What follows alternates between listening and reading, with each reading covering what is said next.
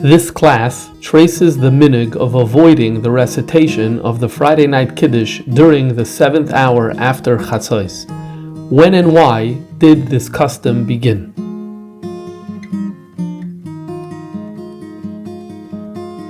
In the year Tafshin Lamed Zayin, there was a Yid in Crown Heights whose name was Reb Moshe Levertov. He lived on Lefferts, or at least when I knew him, he lived on Lefferts, and he wrote a ha'ara, a comment in the journal that came out, the Kovitz Yagdol Teira.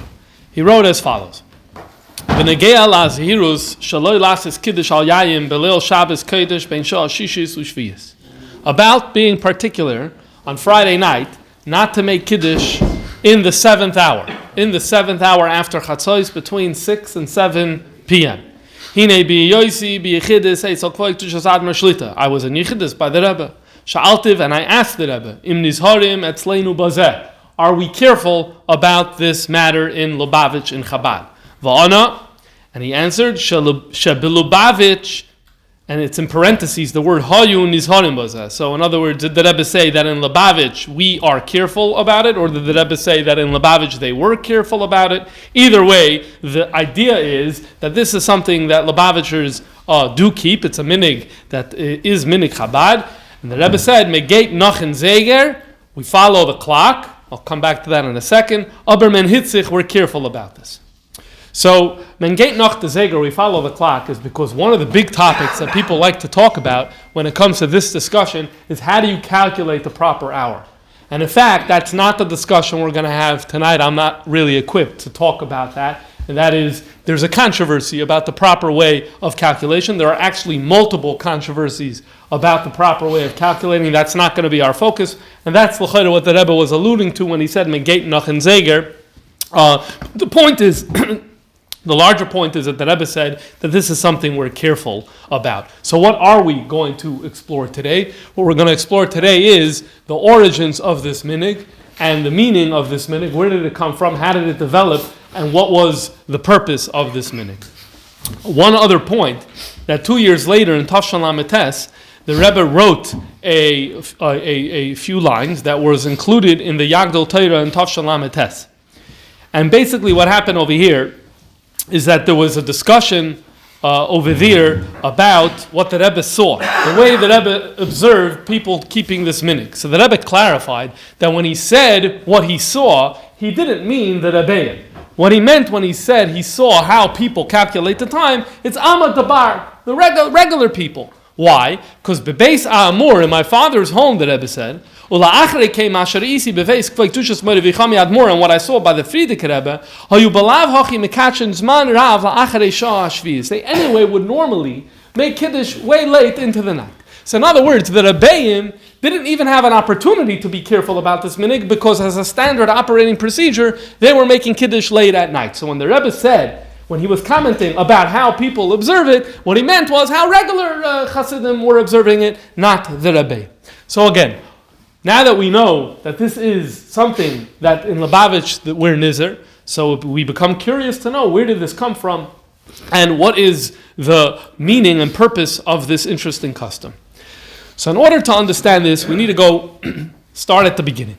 And we need to first discuss the meaning of the word mazel. Now the truth is that last year we gave 3 classes here on astrology. And a lot of that material is negea to what we are going to be discussing tonight. That said, all of that information is not a person, we're going to try to make the standalone value that even if you weren't at those classes, we should be able to appreciate what's happening over here. Okay, that's a plug for the podcast because all 3 of those classes are up over there.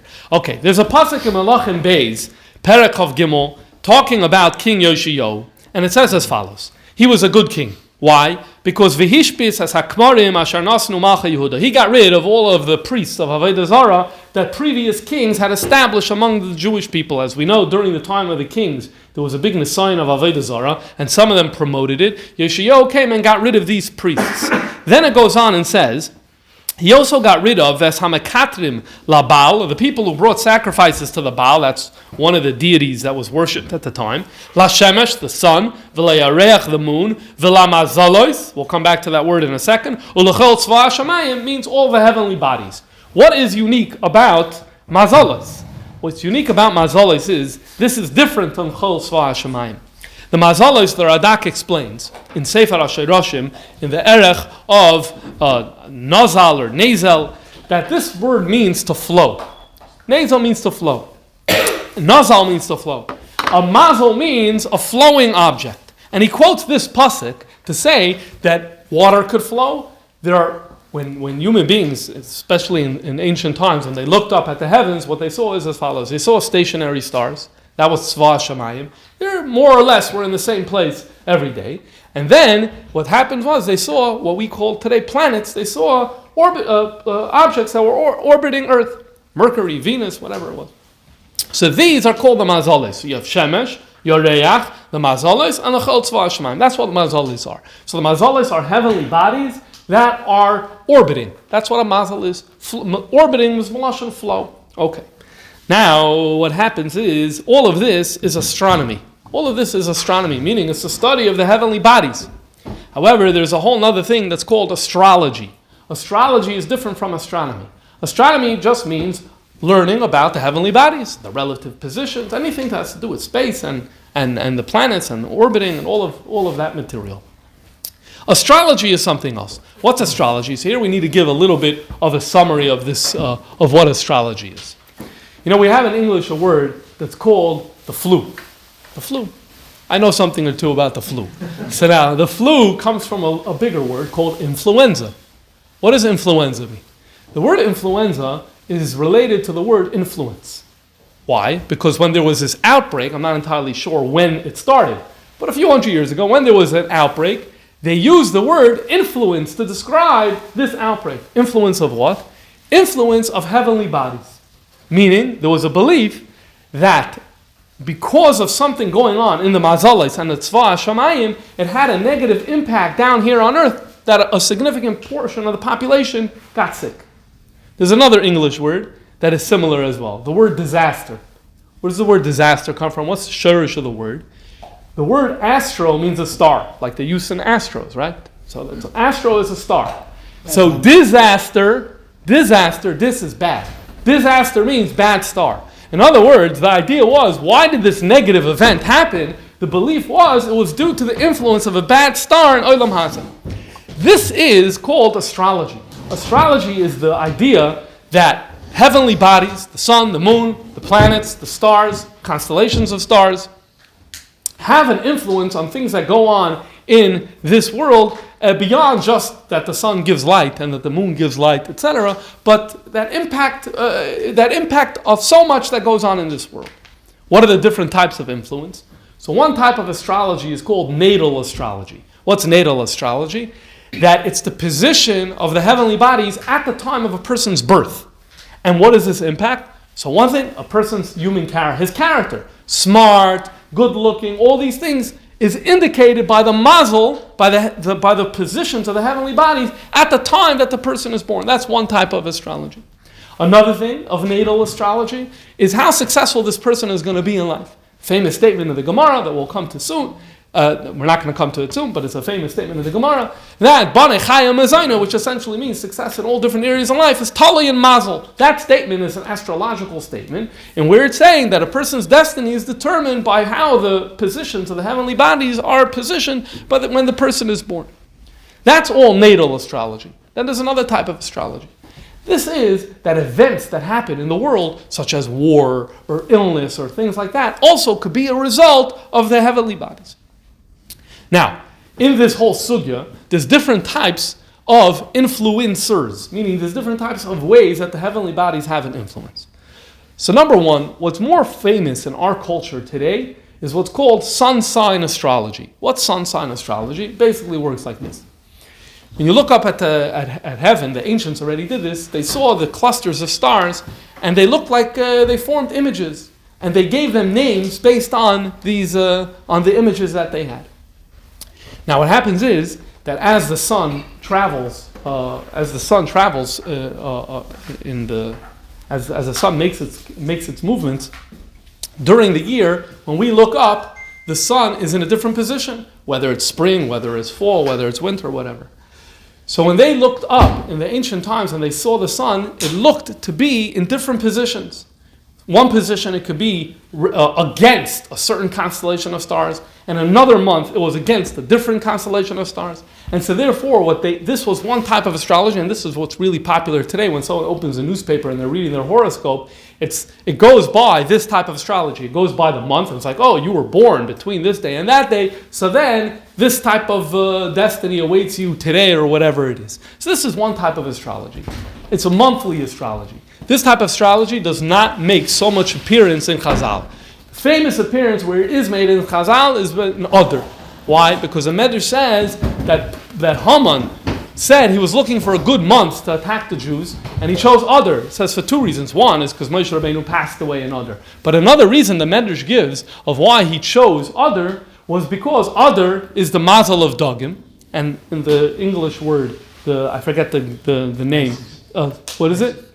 Pisces, right? So that Pisces means fish in Greek, so it's the same thing. And it's like, a fish is weak and timid and gets swallowed up by other things. So he's like, yes, that's going to be a great mazel, that's going to be a great sign to be able to attack the Jewish people. Poil didn't work out. And what does the Gemara say? The Gemara says that Adar actually is a month where Bari Mazale, where it's a strong mazel for the Jewish people. So that's an example of where Chazal are using or talking about this type of mazel. But the truth is that the vast majority of astrology that's in Chazal is not this monthly type of thing of where the sun is against which constellation of the stars. That's not the majority. The majority is taking the 7 planets.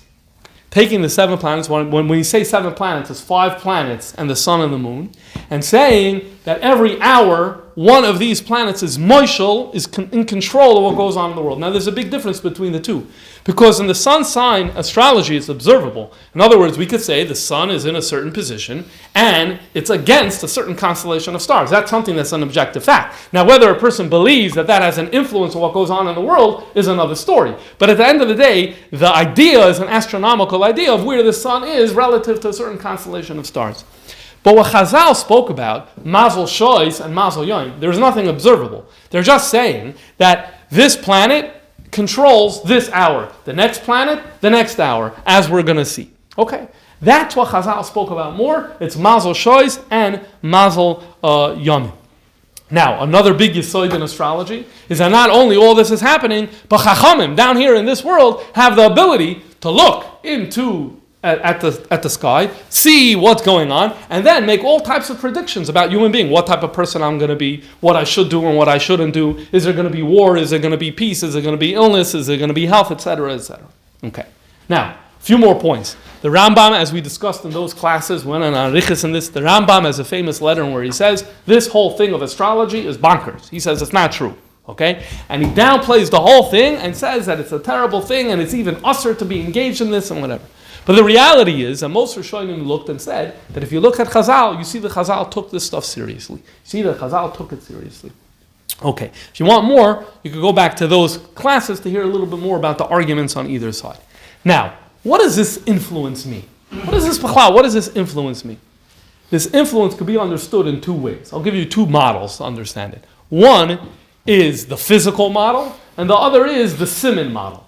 What's the physical model? The physical model would say something like this, that, a lot of the things that are associated with Venus, as we're going to see, is because Venus is very bright. And so therefore, the influence that it has is about brightness. Or Mars is red and bloody. And so therefore, the influence is bloody. And so that kind of lends itself, not that it's necessarily the case, but it kind of lends itself to a very physical way of understanding this. And just like, the full moon has an influence on the tides, which, people figured that out a long time ago, or the sun has influence in many ways that is able to observe, so too these planets simply have that type of influence. Just like people, when the weather is cold, it means people are able to catch viruses, and they're more prone to catch it than when the weather is warm, etc., etc. It's a way of understanding in a very physical way that these planets have an influence on character and world events somehow in a physical way. We don't understand it, but that's one way of understanding it. Then there's the symbolic way. The symbolic way would go something like this, that each one of these heavenly bodies, during its hour, it represents a certain hashpah that's coming from God to the world.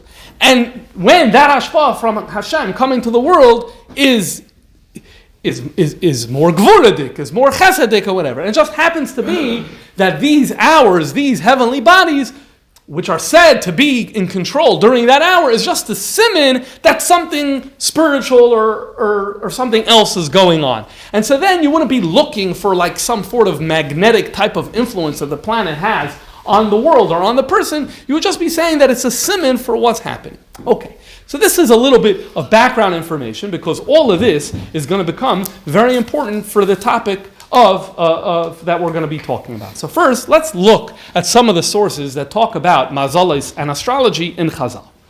And here we have the statement in Gemara and Shabbos, Tav Kuf Nun Vav Amud Aleph, where Rab Chanina says, Loi Mazel Yoim Goyrim. It's not the Mazel Yoim, rather it's the Mazel Shah. Not the daily Mazel, it's the hourly Mazel that really matters. So Rashi in Shabbos earlier in Daf Kuf Chav Tes Amud Beis explains the whole thing, what's going on over here. What does we mean when we say Mazel Yoim? What do we mean when we say Mazel Shah?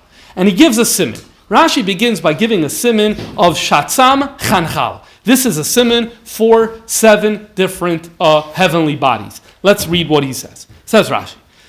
This siman of Shatzam Chanchal is the Seder HaShois, is the order of the hours, Kishenitlu HaMa'oros VaHaMazolos, when Hashem created the world and he hung the heavenly bodies, the Seder was Shatzam Chanchal. What does that mean? Shah Rishona Shah Revi B'Shabbos, the first hour of Wednesday, which means in our language, Tuesday night, Shimei Shabsoi. So Shabsoi, which is Saturn, was in control, so to speak, in an astrological sense. Uvishniya, on the second hour, was Tzedek, which is Jupiter. Va'achar of Madim, following that was Mars. Va'achar of Chama, the sun. Va'achar of Noiga, and after that was Venus. Va'achar of Koichov was Mercury. Va'achar of Levana, the moon.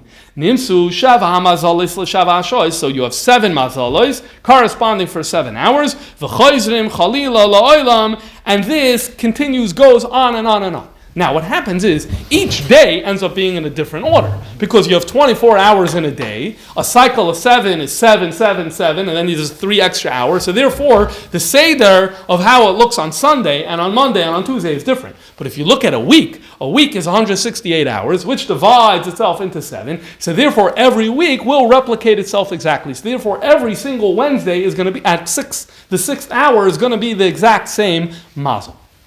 Rashi continues and says, Nimtza b'seder zel ha'olam simane mazales ha'mashamshem etchilas leilei ha'shavua. So let me tell you, if you want to know what is the mazel, the beginning of each night. So he says that siman for that is katznash chalam. Why? Because Motzei Shabbos, the night after Shabbos, shah rishon shaloi, its first hour is koichav. Tchilas leil sheni, the beginning of the second night, meaning Sunday night. What is the first mazel that's in control then? Tzedek. V'chein b'seder hazeh follows that seder.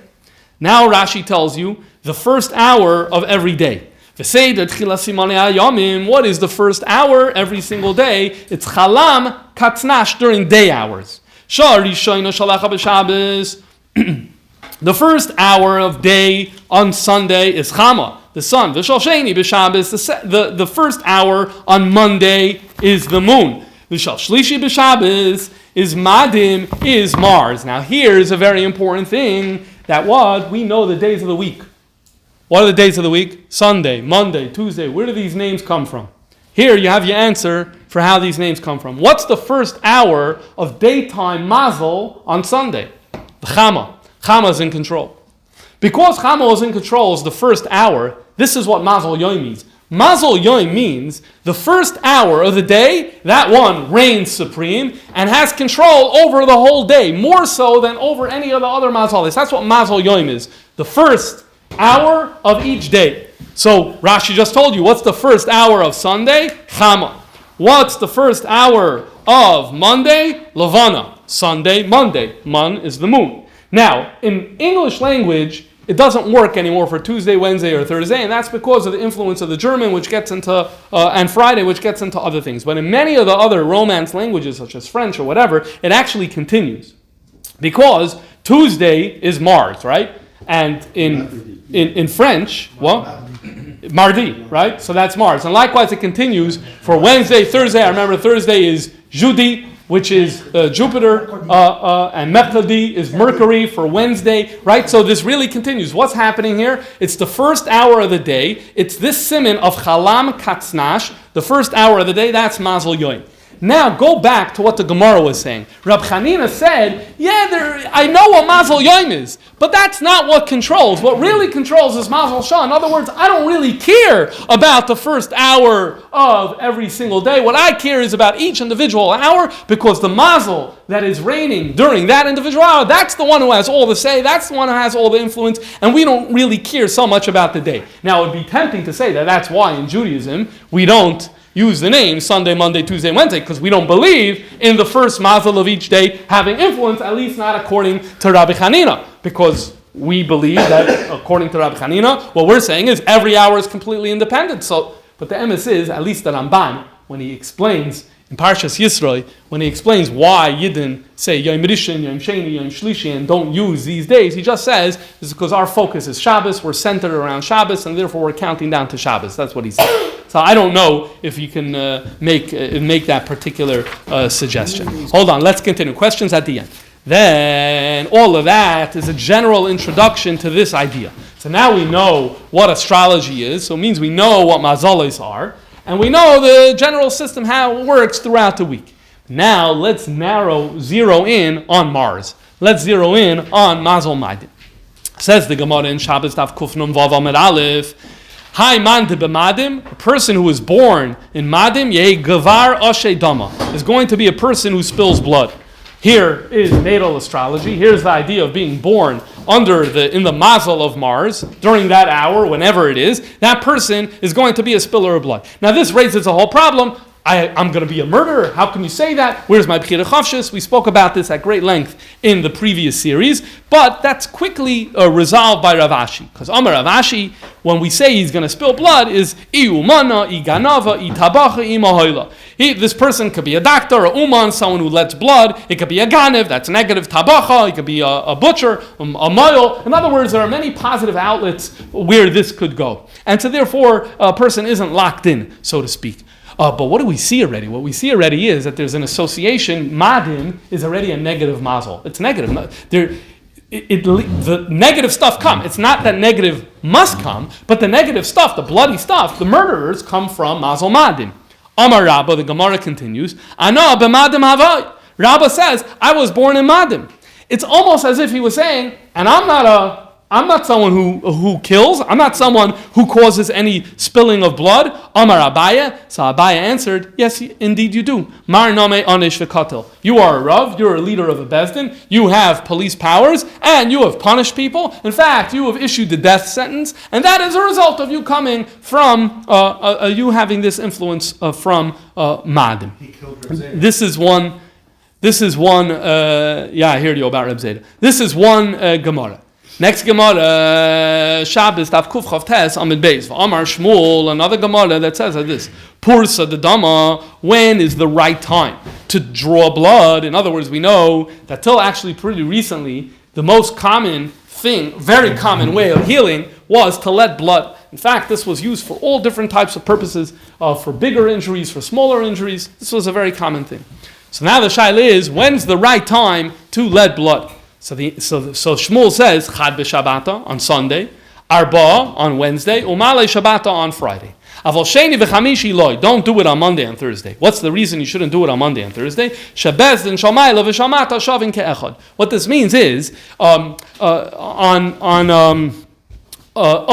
person. The Gemara says that a person is judged every single day. So Bezin Shamayla really sits in session every single day. But when does Bezin Shamata sit in session? So there's a takana of Ezra that Bezin Shalmata should convene every Monday and Thursday. So on a Wednesday, there's only one judgment, Momaila. But on a Monday and on a Thursday, there's like a lot of justice going on. There's justice going on above. There's justice going on below. There's a lot of gvura. This is not the day that you want to do a procedure that has an element of risk, bloodletting. Chas v'shalom, the person could hit an artery and it could go really terribly bad. And so therefore, you don't want to get involved on that day. This is not astrological. Okay, but then he continues, and he says, "Betlasa b'Shabbos my time alone." So why can't we do it on Tuesday? Remember, he only said that we do Sunday, Wednesday, and Friday. So he said on Tuesday we don't do it. Mishum dekaimele ma'adim bizave. What does this mean? Madim, Mars, on Tuesday is in Zugos. Rashi is going to explain what that means. Zok Rashi, Shamazel Madim Mishamish Boy Bishoy Zugos. Madim is operative, the hour that he's in control is in an hour that is an even hour. Okay? When is that? On Tuesday, Mazel Madim is actually twice. The first hour of day and the 8th hour of the day. The 8th hour of the day is an even hour. Okay, what's the big deal with even hour? We'll see in a second. First, Rashi tells us what's the problem with Madim. Umazal Madim is Mamuna, it's the Mamuna, it rains control on Cherev, war, dever, pestilence, alpuranios, and suffering. Okay, that's about Madim. What about the 8th hour? Vazugois kashin. Zugos is problematic. What's this concept of Zugos? Briefly, without dwelling too much time on it, the Gemara in Pesachim discusses how, like, the Arba Koises is like a problem. Why? Because it's 4. And the belief was that Shadim, they don't like things in even numbers. They're like, hey, this is a place where we come and we hang out and we get offended. Somehow it races them on when they see things in even numbers, which is why the Gemara had to come up with an explanation of why Arba Koises is not a problem, even though it is Zugos, and it gives an explanation for whatever it is. So here, what's happening here is that on Tuesday, the 8th hour of the day is a double whammy.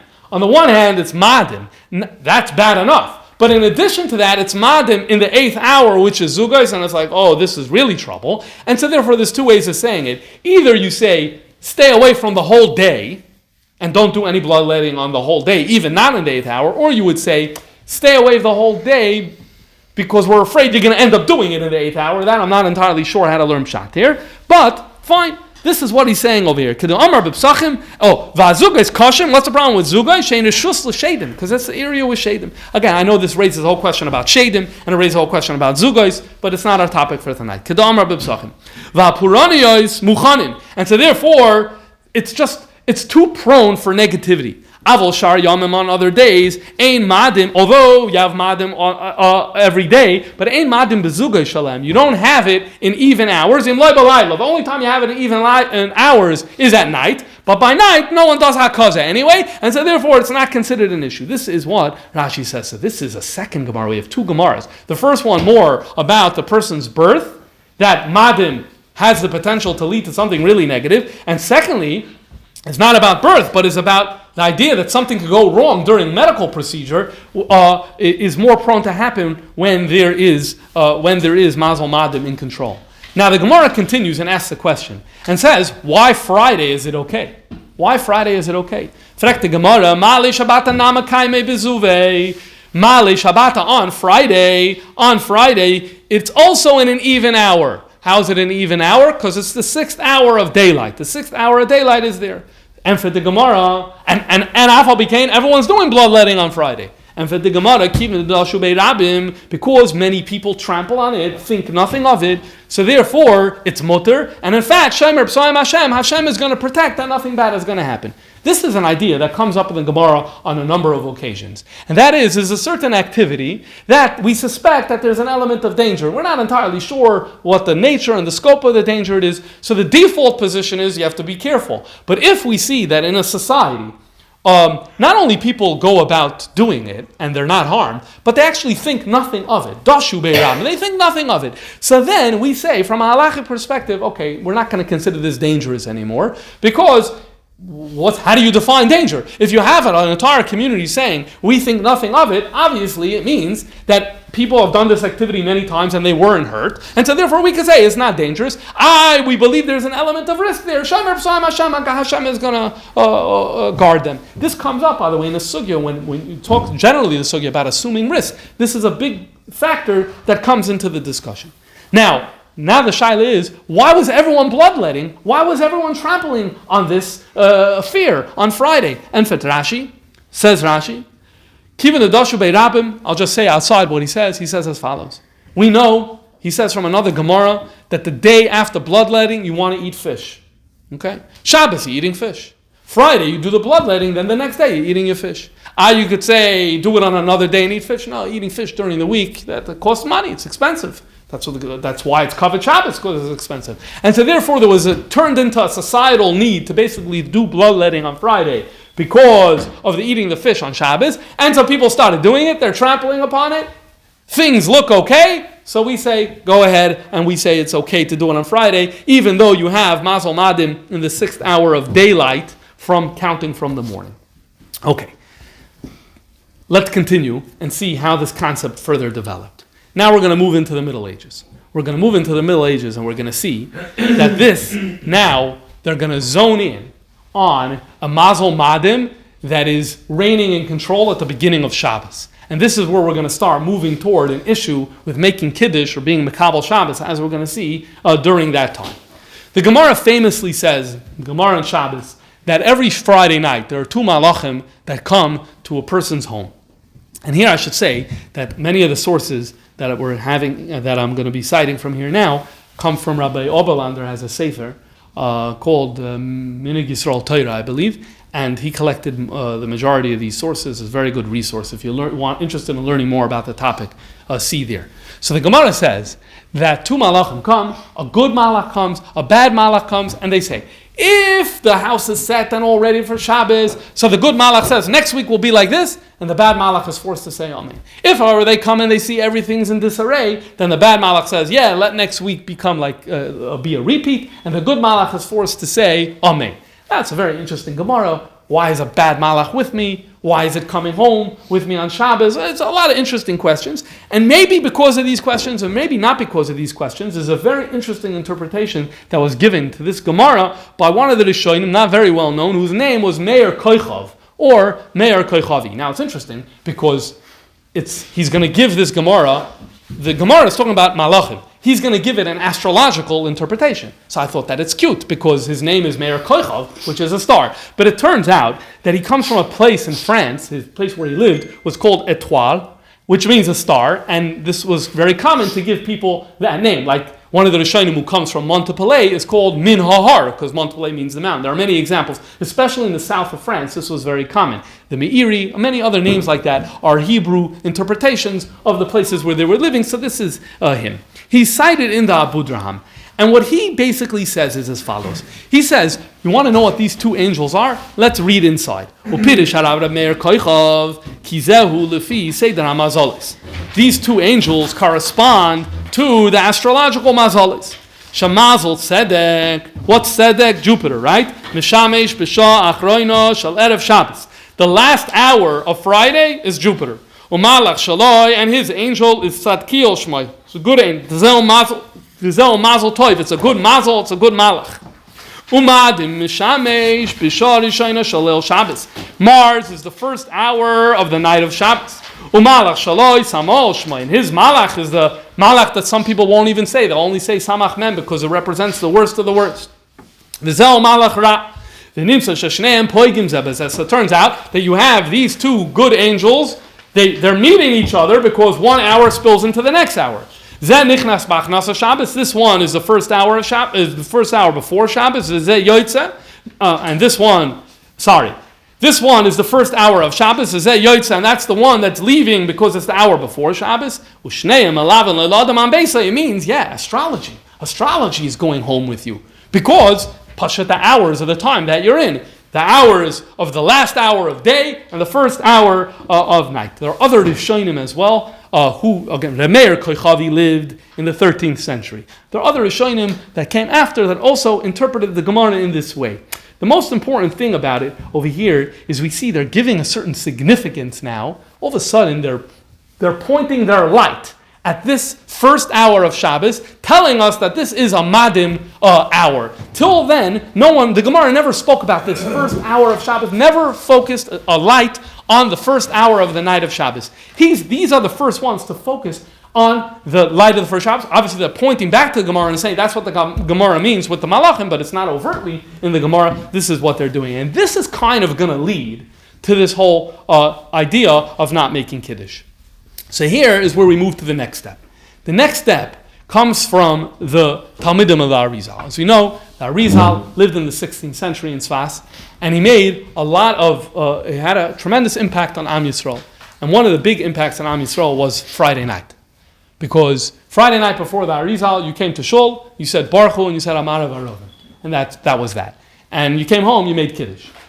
this whole idea of doing L'chun Ranana and doing the Kapit Lachtilim and doing the L'chadoidi and the Ana B'choyach and the Mizmor Sheli and Shabbos, all of that material comes from the way the Arizal was Makabel Shabbos together with his Talmidim in Tzfas, and then coming home saying Shalom Aleichem, this piyut. We don't know exactly who wrote it, but it came out of that climate.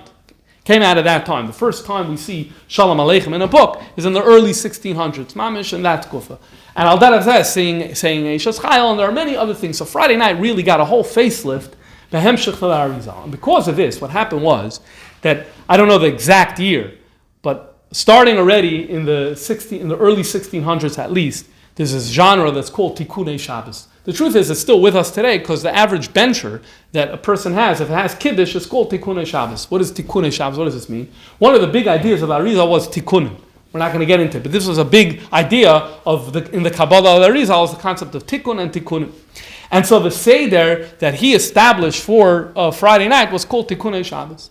And so they printed these booklets of how do you do this new way of doing Friday night, Lefi Shitas HaArizal. This is called Tikkunei Shabbos. So I saw a version from 1600 Lamashal, but it didn't have the passage that we're going to read.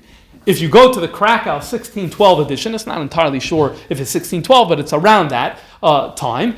There you have a passage where all of a sudden he's going to say, we don't want to be Makabel Shabbos during this hour. Let's have a look to see what he says. By the way, this Tikkunei Shabbos from Krakow 1612, this is the edition that has Shalom Aleichem. This is the first appearance of Shalom Aleichem is in this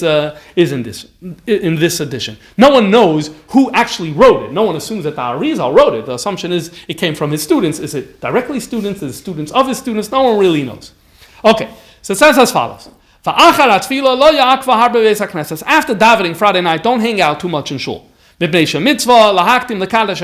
you have to make Kiddush as soon as possible. The earlier the better. Now he goes, if you want to know the soid, the Kabbalah of this matter of why you should hurry up to make Kiddush, Mavur Lamata, that's going to be explained below in a minute. Why? Because basically by hurrying home to make Kiddush, the idea is Koidem Sheyavai Samal, before the hour of Samal, the Koichov Madim and Mars, B'tchilas Leil Shabbos, which happens at the beginning of Shabbos, Ki Yadua. And here is where he explains a little more, and he brings Kishnei Malachim and Malavin Lami Beis HaKnesses LaBeisa. There's two Malachim. And here he taps into this earlier interpretation that was already given by Meir Koichov or Meir Koichavi that links the Gemara of the two Malachim to this whole thing.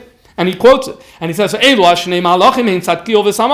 he quotes the two malachim the same way that Meir Koichov did. The good malach is the last hour of Friday. And he's in control of the Koichov Tzedek of Jupiter. Samal is the first hour of Friday night of Shabbos, and he controls over Mars. This is what he's saying. So there's a little more stress here on the Malachim. Like the planets, the Mars and the Jupiter, what really is the Malach that's on top, that's on charge of them. But what you see over here is that he's the first one who says, by the way, you got to hurry home and get home and make Kiddush right away. Why? Because you want to make Kiddush before it's the first. In other words, you want to make Kiddush early. That's essentially what he's saying. Remember, there's a long tradition of being Makabel Shabbos early, as is going to become clearer soon. So the idea is, you're Makabel Shabbos a little early. It's in that last hour of Friday when it's not Shabbos yet. And so then it's under a good mazel with a good malach. That's when you want to make Kiddush. Now what happens if you didn't? He doesn't discuss it. He does not say here mefurish that, by the way, if you didn't do it, then wait after the first hour of Shabbos and delay. He does not say that. He just says this is why you should rush home to get it done as soon as possible. Now already here, we could already pause and already bust the myth, which I'm sure probably most of you are aware of, this idea of white wine. There are some people who've said, and this has been around for a very, very long time. My father says he heard it, when he was growing up, and I didn't trace back how far it went. But the idea that the issue is because Madim means red, and Mars is considered red, and as we know, represents bloodshed. So you're only triggering it with red wine. But if you have white wine, so then somehow you're not triggering. Well, there is no reference to that. You see, he doesn't want Kiddush happening under this hour, no matter what. there is no distinction. In fact, there is no makar that is machalik, not one. There is no makar that's machalik between one type of wine and another. And all the poskim who spoke about it always spoke about you don't want to make Kiddush during that hour. Okay, so why does it persist, the thing? Maybe we'll come back to later to say why the white wine thing persists. Maybe it's not such a terrible thing. If we have time, we'll come back a little later to that. Okay, now, here's the thing where when they're talking about the first hour, the last hour of Friday and the first hour of Shabbos, we need to pause and we need to think a second. What's going on over there? There's a certain seder in how the mazalas work, hour after hour after hour. So you're going to tell me this same thing applies when Shabbos is coming 4 o'clock? You're going to say the good hour is 3 and the bad hour is 4, and then when Shabbos comes at 8 o'clock, the good hour is 7 and the bad hour is 8. Obviously, it doesn't make any sense. So the Machzis HaShekel clarifies that this whole idea of the first hour and is good, and the last hour of Friday is good, and the first hour of Shabbos is bad. He says that's only in the perfect day. That there's 12 hours of daylight and there's 12 hours of nighttime, and in that situation, that's where it actually works out. But not every Shabbos is it going to end up working out. And this starts moving into the discussion that I don't want to get into, and that's the calculating the proper times and how to do this, which we're not going to do. But enough said about that idea that all this whole thing about first hour and last hour wouldn't apply every single night. It would actually every single Shabbos will only apply certain times of the year. Okay, now like this. We are going to skip what I wanted to say about the Maharsha, and now let's move to the next step. Because at the end of the day, the Tikkunei Shabbos is a Kabbalah Sefer. It has tremendous influence, but it's not a Posek. So you don't have an actual Posek coming and saying, stay away from Kiddush during that hour. But that changes with the Oilas Shabbos. The Oilas Shabbos is an important Posek. He lived his dates are 1640 to 1700, and he wrote a commentary on the Shulchan Aruch. He's from that first generation of Poskim, like the Shach and the Taz and the Magen Avram. He's a little before the Magen Avram. And the Oilas Shabbos, where they basically, what made Shulchan Aruch Neskabo accepted, B'Roiv Tfutzas Yisrael, is the fact that they wrote their commentaries and said, yeah, B'chlal is but we disagree with this, and that's kind of the first, the Beis Shmuel, the Chalkas Machaykik. These are the ones that kind of made the Shulchan Aruch, or ensure that the Shulchan Aruch would become the book that it actually became. So he's part of that. Scene. Look what he writes. Kasvu Achroinim write. The Kadesh Koidem Shenichnas Mazel Madim. Kiddush should happen before Madim happens. Now look what he adds. So number one, he's a Posek who's saying this, so that's a big deal.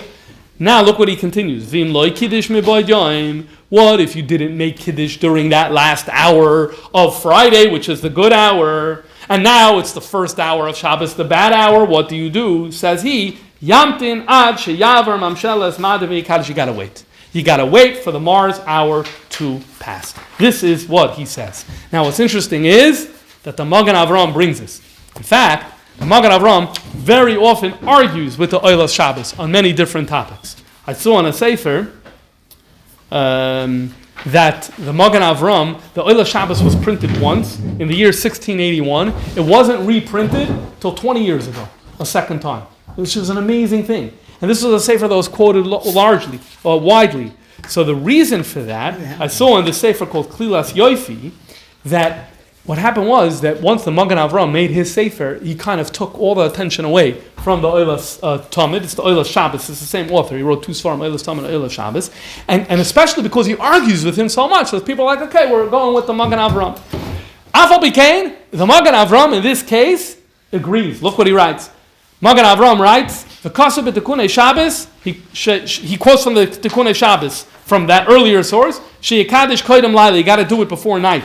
Because the first hour of Shabbos, again, when we're saying the first hour of Shabbos, it only is under a certain time of the year. Whereas the end of Friday is Mazel Tzedek. You want to make Kaddish under the good Mazel. And then he brings from another edition that says it. Then the Magen Avram goes on to bring a source. It's a very interesting source. He brings a tshuva from Menachem Azariah of Fano, who discusses and says that, by the way, if you're not hungry, you don't have to make Kiddush right away. Why? There's a mitzvah, you got to make Kiddush right away. So he says, because you already essentially made Kiddush in davening. You said Mekadosh HaShabbos and davening Shemana Esrei. So therefore, midday, what's Kiddush? To say Mekadosh HaShabbos. So you're already Yaitza midday. So therefore, Zrizim Makdim Limitzes for what? For the Dirabanan to say it over wine. So therefore, it's not necessary. Why does he bring this? It looks like the Magen Avraham is bringing this to justify waiting an hour, even though he doesn't say this clearly. Because l'chayra, waiting an hour is a problem. Zrizim Makdim Limitzes. So l'chayra, that's why he brings the tshuva of Ramer Rafano to say that, by the way, there's no issue with waiting because you already said it in shul. Okay, this is the Magen Avraham. Now we know the Magen Avraham has an influence on the Alter Rebbe. Let's come to see how the Alter Rebbe quotes this minute. Says the Alter Rebbe, Yesh Nizharim, some people are careful. He does not say everyone. He says Yesh Nizharim, some people are careful. But we already know that Lubavitch is part of the Yesh Nizharim. Yesh Nizharim shaloi lekadesh b'shah rishayna shel halayla. Not to make Kiddush in the first hour of the night. The Alter Rebbe clarifies for us based on what I said before. It's not always a question of the first hour of the night. The Hainu, you want to really know the right way to calculate this, don't look for the first hour of the night. That's going to get you the wrong. Sometimes of the year that's going to work. Sometimes of the year it's not going to work. So what should you look for? Shah Shvi'is Achar Chatzos Hayon. The 7th hour after Chatzos of the day. That's the way. Well, no matter when it is, the 7th hour of after Chatzos, all year round, that is an hour, that is a Mazel Madim hour, and he sends you the Siman Tov Chav Ches. We don't have the Alter Rebbe on Tov Chav Ches, but fine. Ela oy koydem alayla, make Kiddush either earlier, before, oy la'achar shah teich alayla, or after. Okay? So the Alter Rebbe is telling us, similar to what the Oyla Shabbos said, where he said to wait. Even though, again, the Magen Avraham wasn't mefurish, wasn't so clear about waiting. Here it became clear. Why? Which again, we know that first hour doesn't mean first hour. First hour means the 7th hour. After Chatzos, Humazal Madim. And Samal is Mashal Alav. And so therefore, this is something that we're careful about. Okay? So this is the origins of what this minhag is. So it's like a little interesting because if you go back to the general topic of astrology, as much as Chazal gave it the legitimacy that they did, to the Rambam's chagrin, but they did do that. At the end of the day, in the many Gdolei Yisrael downplayed the whole thing. And they said, don't worry about it, and don't look into this, and right? Now, that's mostly in recent centuries. Relative, in the time of the Rishonim, it was a little more nuanced, but in recent centuries, they downplayed the whole thing. When people would say, I'm scared, I'm this mazel, I'm that mazel, don't worry about it, don't worry. And Aval became, here, we see the one thing where it kind of stuck. It's like one of the few, if I asked you which areas in daily practice of Yiddishkeit, there's an clear astrological thing. I don't think there's so much. I don't think, right? Okay, Mazel Tov, the wish, but that's a saying. That's not, where do you have it? This is the one vestige that remains from this thing. Okay, that's in terms of the minhag. Now, in terms of Ma'aseh B'Poel, person has to, if someone has competing stuff that they need to deal with in their own life, whether to keep this minhag or not, and whatever, speak to a Rav or a Posek. But I want to say one thing. I know I've heard from a few people who said, tonight, Friday night, I can't go to shul to have a ma'ariv with a minyan. Why?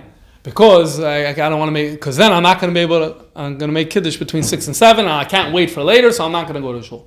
So that sounds a little funny because davening with a minyan is a din, right? So to push off a din in order to keep this minhag, that sounds a little funny to me. But okay, whatever. You speak to a place. Now, there's a few interesting things additionally from the Rebbe on this subject that I want to share. Number one is as follows. There's a Sikha of the Rebbe about birthdays. And this is in Tov Shem Ches, and the Rebbe spoke in this Sikha about this whole concept of Mazalei Goiver. The day of the birth is a mazel, it's a good mazel and all that. Now, he addresses the following question. There is a Gemara that says, Ein mazel Yisrael. There's no mazel for a Yid. If there's Ein mazel Yisrael, so then why are we talking about Mazalei Goiver for a birthday? So the Rebbe cites and says, Ein mazel Yisrael. He says, no. You have to say that the Mazalos thing applies to Jews. And what's the evidence? This is interesting. The Rebbe says, one of the pieces of evidence is that it applies to Jews is this din 6 to 7. Without this din of Kiddush in the 7th hour, what could you say about these Gemaras that are astrological? You could say that it's Shaloi Kapshutoy. Why? Because in the Chelek HaGadosh HaBetayra, It's agadata. And as we know, there's a long tradition. It's a debate. It's not so clear how, when, where, we say this, but there definitely is opportunity to say that agadata is not literal. So I could look at an agadata that says it's tali b'mazel, and I could say it's not. So the Rebbe brings this din, which again, from the first poskim that actually bring it in halacha are in the 17th century and on, but he brings this din and says, if it's a din, so then by definition it means that it's a real thing and can't be interpreted away. Let's read Sefer HaSichos Tav Shem Mem Ches. Klolus HaSugya be'inyan Mazel Shah, the concept, the sugya about Shah, about Mazel Shah, Koi ben Egel Yisrael, applies to Jews. As it says, it says, Amar Rabba and Abba Madim. Rabba said, I'm from Madim, so we see that it's applicable. Look, V'huva gal ledina. It's a din. Here's where he's saying, it's not only, mazalos are not only in Agadata, not only in Drush Svarim, but it's brought in halacha, shaloi lasas Kiddush, belel Shabbos, bezman shlitas mazal mada, bava, not making Kiddush. There's a shitta that says, a mazal Yisrael, that's quoted again and again and again. It's as we spoke then at class. A mazal Yisrael, the way Rashi interpreted just means it's not locked in, it's not set. You could change it through tshuva and through davening and whatever. So don't say I have a mazal and it's therefore locked in. No, that's what it means. A mazal Yisrael. Okay, so that's number one. Now another interesting thing is that someone wrote to the Rebbe in the earlier years that in Eretz Yisrael they don't keep this minhag. This is what the person writes. So let's see what the Rebbe writes. Masha Kosav, this that you write. You're not careful about this. If this is an established custom, not to be concerned about this matter, then why was it never accepted? And here the Rebbe says, and by the way, the Alter Rebbe only says Yesh Nesarim. In other words, there are some locations that didn't accept it. Why? What would be the argument not to accept it? In other words, if it's all true, so then everyone should accept this minhag not to accept Shabbos during this hour. And the reason for not accepting this minhag, there's a pasuk in Koheles that says, when you're observing a mitzvah, no evil will befall you. Generally, though, it's interpreted as in these types of contexts, where anyway the sakana is not so clear, we don't really understand the nature of the sakana, so that's where we usually pull this out and say, you don't have to worry about it, go on and do your mitzvah. What's your mitzvah? You're making Kiddush on Shabbos, so what's to worry about? So in other words, the Rebbe is saying there's a good argument not to keep it. But at the end of the day, there's an argument to keep it too. Okay, now the Rebbe goes on to say as follows. This person wrote, you know why in Eretz Yisrael they don't keep this? It's because in Eretz Yisrael there's no shlita l'mazalis. The mazalis have no say and no influence whatsoever what goes on in Eretz Yisrael. The Rebbe says there's no source for that. He says there's no source for that. And he goes on to say, the famous story of Rabbi Akiva. That Rabbi Akiva heard from the astrologers about his daughter with the wedding. It turned out to be almost true. They said she's going to die on the day of her wedding. And B'Poel, a snake, mamish, was that close to her. What happened? She gave tzedakah, so it saved her life, which shows you that it's not locked in, right? But where did this story happen? Rabbi Akiva lived in Eretz Yisrael. Yes, we do know that he left Eretz Yisrael, the Gemara speaks about, but usually the assumption is that happened in Eretz Yisrael. And the Gemara says that he was worried about what's going to happen with his daughter. Why was he worried if there's no mazalas in Eretz Yisrael? So you can't say that. And then also the Gemara has Reb Shua ben Levi's whole pinkas of astrology. Reb Shua ben Levi, where did he live? He also lived in Eretz Yisrael. So why was he writing this? So therefore the Rebbe does not accept the idea that this doesn't apply in Eretz Yisrael. So if they're not keeping in Eretz Yisrael, it's more because there's an argument for the minhag, there's an argument against it, as he said earlier. The Rebbe then adds in another letter, in Tashon Chof Aleph, this one came out recently, he says another argument for why there could be places where this isn't kept. So he said, Yesh lahoisif oitam, lebirur b'chol medina medina hanoi b'zeh b'miyuchad. Why we need to find out what's going on in each individual country. Remember